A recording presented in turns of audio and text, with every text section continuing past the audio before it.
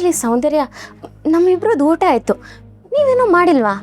ಏನು, ಇಬ್ರದ್ದು ಊಟ ಆಯ್ತಾ? ಹೌದು, ಇಬ್ರಿಗೂ ಹಸುವಾಗಿತ್ತು.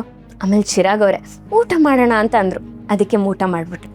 ಅಲ್ಲ, 3 ಜನಕ್ಕೂ ಫುಡ್ ಆರ್ಡರ್ ಮಾಡ್ತೀನಿ, ಒಟ್ಟಿಗೆ ಊಟ ಮಾಡೋಣ ಅಂತ ಹೇಳಿದ್ನಲ್ಲ, ನಾನಿಲ್ಲಿ ವೇಟ್ ಮಾಡ್ತಾನೆ ಇದ್ದೀನಿ. What is this Soundarya?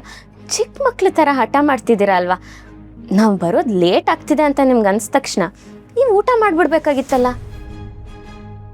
Don't mind me, ಇದು ಆಫೀಸು, ಪ್ರೊಫೆಷ್ನಲ್ ಜಾಗ, ನಮ್ಮ ಪರ್ಸ್ನಲ್ ಮನೆ ಅಲ್ಲ ಅಲ್ವಾ? ಅಫಿಷಿಯಲ್ ಕೆಲಸ ತುಂಬ ಇರುತ್ತೆ, ಈ ಥರ ವೇಟ್ ಮಾಡೋದೆಲ್ಲ ಇಟ್ಕೋಬೇಡಿ. ಸಾರಿ, ಅಡ್ವೈಸ್ ಮಾಡ್ತಿದ್ದೀನಿ ಅಂತ ಕೋಪ ಮಾಡ್ಕೋಬೇಡಿ, ಸುಮ್ಮನೆ ಮಾತುಗಂದೆ. ನಾನು ಊಟ ಮಾಡ್ತೀನಿ, ನನ್ನ ಭಾಷಣ. ಎಸ್ ನಾನು ಇಲ್ಲೇ ಕೂತು ನಿಮ್ಮ ಕಂಪನಿ ಕೊಡ್ತೀನಿ.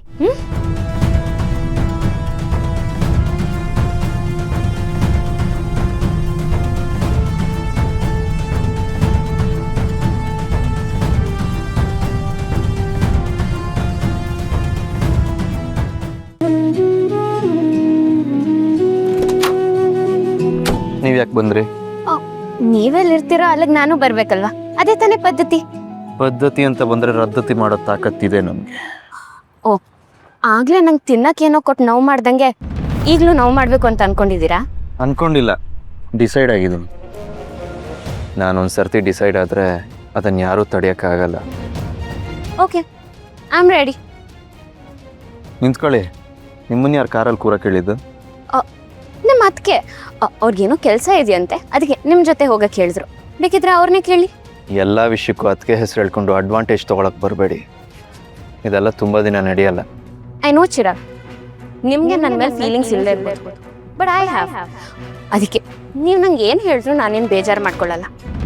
ನನ್ನ ಮನಸ್ಫೂರ್ತಿಯಾಗಿ ಅದನ್ನು ಅನುಭವಿಸ್ತೀನಿ. ದೀಪ ಅವ್ರು ನನ್ನನ್ನು ಪ್ರೀತಿಸೋವಾಗ ನನಗೂ ಯಾವುದೇ ಫೀಲಿಂಗ್ಸ್ ಇರಲಿಲ್ಲ. ಪಾಪ ಆಗ ಅವ್ರು ಎಷ್ಟು ನೊಂದ್ಕೊಳ್ತಿದ್ರು ಏನೋ. ಏನು ಯೋಚನೆ ಮಾಡ್ತಿದ್ದೀರಾ? ನಿಮಗೆ ಯಾಕದು? ಓಕೆ, ಬನ್ನಿ ಮನೆಗೆ ಹೋಗೋಣ.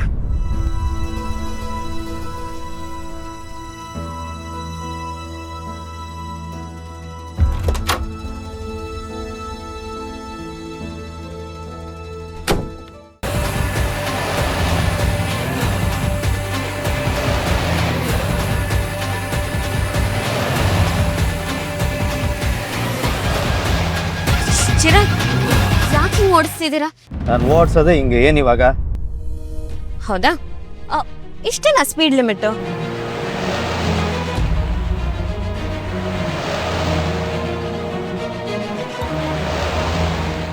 ಯಾಕೆ ಭಯ ಆಗ್ತಾ ಇದೆಯಾ? ಅಫ್ಕೋರ್ಸ್, ಭಯ ಆಗದೆ ಇರತ್ತಾ? ಪ್ಲೀಸ್. ಇಷ್ಟೇನಾ ಸ್ಪೀಡ್ ಲಿಮಿಟು ಅಂದರೆ? ಅಲ್ಲ ಚಿರಾಗ್, ನನ್ನ ಮೇಲೆ ಕೋಪಕ್ಕೆ ಹಿಂಗೆ ಮಾಡ್ತಿದ್ದೀರಲ್ವಾ, ಇದು ಸರಿನಾ? ಅಲ್ಲ ಚಿರಾಗ್, ನಿಮ್ಗೆ ಏನಾದ್ರೂ ಹೆಚ್ಚು ಕಡಿಮೆ ಆದ್ರೆ ದೀಪ ಅವ್ರಿಗೋಸ್ಕರ ಆದ್ರೂ ನೀವು ಹುಷಾರಾಗಿರ್ಬೇಕು.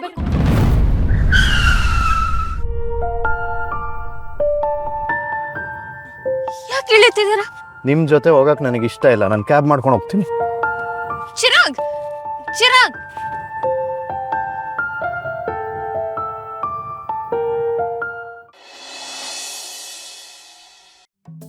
ಅಚ್ಚು, ನಿಂತ್ಕೊಂಡು ಎಲ್ಲಿ ಹೋಗ್ತಾ ಇದೆಯಾ?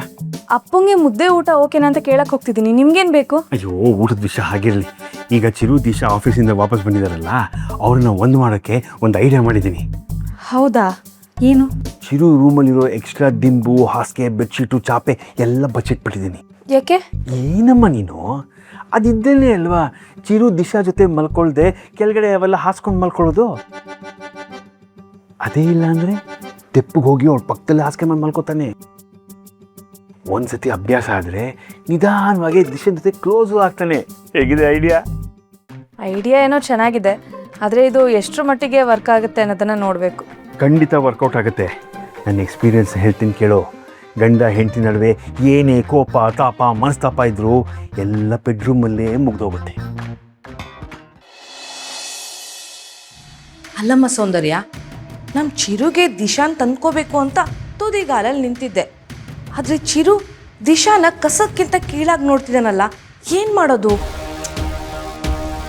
ದೀಪ ಚಿರುನ್ ಮದುವೆಯಾಗಿ ಮನೆಗೆ ಬಂದಾಗ ಚಿರು ಅವನನ್ನು ಹೇಗೆ ನೋಡ್ತಿದ್ದ? ಸೇಮ್ ಟು ಸೇಮ್ ಇದೇ ಥರಾನೇ.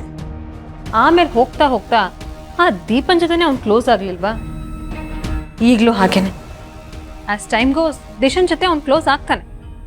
ಆಗ್ಲಿಲ್ಲ ಅಂದ್ರೆ ಆಗೋ ಹಾಗೆ ನಾನು ಮಾಡ್ತೀನಿ. ಅಂಥದ್ದೇನಮ್ಮ ಮಾಡ್ತೀಯಾ?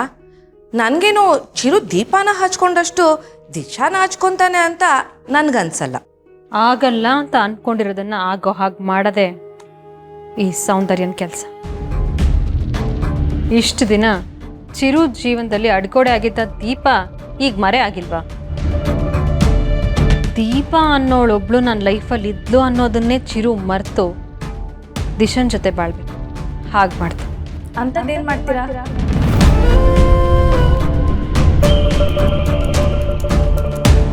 ಯಾಕೆ ಗಾಬರಿ ಆಗಿದ್ದೀರಾ? ಅಯ್ಯೋ ಇಲ್ವಲ್ಲ, ನಾವೇ ಗಾಬರಿ ಆಗೋಣ. ನೀವಿಬ್ರು ಮಾತಾಡೋದನ್ನ ಕೇಳಿಸ್ಕೊಂಡೇ ಬಂದೆ. ಚಿರು ದಿಶನ್ ಜೊತೆ ಒಂದಾಗೋದೆ ನನಗೂ ಆಸೆ. ಅಯ್ಯೋ ಅರ್ಚನಾ, ಕೈ ಕೊಡು. ಓ ಕೊಡಮ್ಮ ಕೈ, ಸೂಪರ್. ಸೌಂದರ್ಯ, ಅವಳಿಗೂ ಅದೇ ಆಸೆ ಕಣಮ್ಮ. ಜಾಸ್ತಿ ಖುಷಿ ಪಡಬೇಡಿ ಚಿಕ್ಕಮ್ಮ. ಚಿರು ದಿಶಾನ ಒಂದ್ ಮಾಡೋದು ನೀವ್ ಅನ್ಕೊಂಡಷ್ಟು ಸುಲಭ ಅಲ್ಲ. ಏನಮ್ಮ ಅರ್ಚನಾ, ನೀನೇ ಹೀಗೆ ಹೇಳ್ತಿದೀಯಾ? ಚಿರು ದೀಪನ ಎಷ್ಟು ಈಸಿಯಾಗಿ ಒಪ್ಕೊಂಡ್ನೋ ದಿಶಾನ ಅಷ್ಟೇ ಈಸಿಯಾಗಿ ಒಪ್ಕೊಳ್ಳಲ್ಲ ಅನ್ನೋದನ್ನ ನೀವ್ ಹೇಗೆ ಹೇಳಿದ್ರು ನಾನು ಅದನ್ನೇ ನಂಬ್ತೀನಿ. ಸರಿ, ಅವರಿಬ್ರು ಈಗ ಒಂದಾಗೋದಕ್ಕೆ ಏನ್ ಮಾಡ್ಬೇಕು? ಅವರಿಬ್ರು ಒಂದೇ ರೂಮಲ್ಲಿ ಇರೋದ್ರಿಂದನೋ ಅಥವಾ ಒಟ್ಟಿಗೆ ಆಫೀಸಿಗೆ ಹೋಗೋದ್ರಿಂದ ಒಂದಾಗಲ್ಲ. ಅವರಿಬ್ರು ಒಟ್ಟಿಗೆ ಇರೋ ಥರ ಮಾಡಬೇಕು. ಅಂದ್ರೆ ಆಫೀಸಲ್ಲಿ ಅಥವಾ ಮನೇಲಿ ದಿಶನ್ಗೆ ಮೇಜರ್ ಅಥಾರಿಟಿ ಏನಾದರೂ ಕೊಡಬೇಕು. ಆ ಥರ ಪವರ್ ಅಥವಾ ಜವಾಬ್ದಾರಿ ಏನಾದರೂ ಕೊಟ್ಟರೆ ಚಿರು ಹೇಗೆ ಇವ್ರ ಜೊತೆ ಇರ್ತಾನೋ ಅದೇ ಥರ ದಿಶನ್ ಜೊತೆನೂ ಇರೋ ಸಂದರ್ಭ ಹೆಚ್ಚಾಗುತ್ತೆ. ಅಲ್ಲಿಂದ ಸಂಬಂಧ ಸುಧಾರಿಸುತ್ತೆ. ಕ್ರಮೇಣ ಇಬ್ರು ಹತ್ರ ಆಗ್ತಾರೆ. ಆಮೇಲೆ ಹೋಗ್ತಾ ಹೋಗ್ತಾ ಎಲ್ಲ ಸರಿ ಹೋಗುತ್ತೆ. ಚಿರು ಹೇಗೆ ದೀಪನ್ ಜೊತೆ ಇರ್ತಿದ್ನೋ ದಿಶನ್ ಜೊತೆನೂ ಅದೇ ರೀತಿ ಇರೋ ಥರ ಆಗುತ್ತೆ. ಸೂಪರ್ ಐಡಿಯಾ ಕೊಡಮ್ಮ, ಕೊಡಮ್ಮ ಇದಕ್ಕಾದ್ರೂ ಕೈ. ಅಯ್ಯೋ ಕೊಡೆ ಅರ್ಚನಾ, ಸೂಪರ್. ನಾನು ಹೇಳಿದ್ ನಿಮಗೆ ಸರಿ ಅನ್ಸಿದ್ರೆ ಇನ್ನೊಂದ್ಸಲ ಚೆನ್ನಾಗಿ ಯೋಚನೆ ಮಾಡಿ. ಸೌಂದರ್ಯ, ಅರ್ಚನಾ ಹೇಳಿದ್ರ ಬಗ್ಗೆ ಏನ್ ಹೇಳಕ್ ಇಷ್ಟಪಡ್ತೀಯಾ? ಅವಳು ಹೇಳೋದ್ರಲ್ಲೂ ಪಾಯಿಂಟ್ ಇದೆ. ಹಾಗಾದ್ರೆ ನಿನ್ ಕಡೆಯಿಂದ ದಿಶನ್ಗೆ ಒಂದು ದೊಡ್ಡ ಜವಾಬ್ದಾರಿ ಸಿಗುತ್ತೆ ಅನ್ನೋದಂತೂ ಕನ್ಫರ್ಮ್. ಏನಮ್ಮ ಜವಾಬ್ದಾರಿ? ಸಿಗತ್ತೆ, ನಿಮಗೂ ಗೊತ್ತಾಗತ್ತೆ.